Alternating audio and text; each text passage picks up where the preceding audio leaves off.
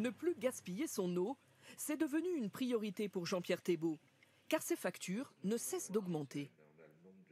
On s'aperçoit qu'en 2021, le mètre cube était à 1,53 et qu'en 2022, il est passé à 1,95. Donc c'est de l'argent qui est mis là qu'on n'a plus.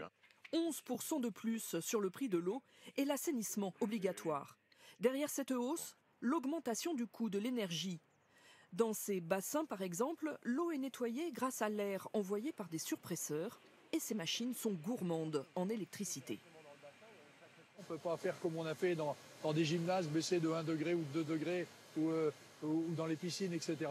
On est obligé de traiter tout le temps de la même façon. Donc on se prend de plein fouet la totalité de l'augmentation. Les traitements coûtent d'autant plus cher qu'ils nécessitent des produits qui, eux aussi, ont augmenté.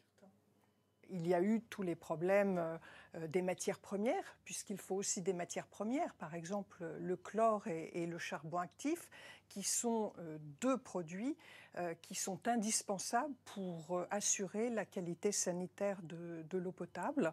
En moyenne, le mètre cube coûte 4,30 €, 1 € par jour et par foyer. Des tarifs qui ont parfois augmenté de 5 à 60%.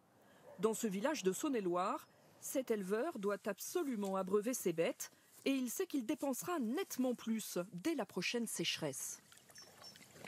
Ça va représenter autour de 1 000 €, quoi. On a une région très séchante, donc on est vraiment impacté les premiers quand il fait sec, quoi. L'eau va coûter de plus en plus cher, car la France doit se mettre aux normes européennes pour garantir une meilleure qualité. Cette usine, dans l'Eure-et-Loire, permettra de réduire le taux de nitrate dans l'eau. 20 millions d'euros de travaux, financés en partie par un prêt de l'intercommunalité, une lourde charge. L'eau devrait être un service universel comme l'électricité. L'électricité, que vous soyez à Bonneval, à Paris ou à Bordeaux, vous payez le même prix. Ça fait des différences pour les territoires et ça peut être pénalisant. Notamment dans la traque des fuites d'eau, car les réseaux en campagne s'étendent sur de nombreux kilomètres.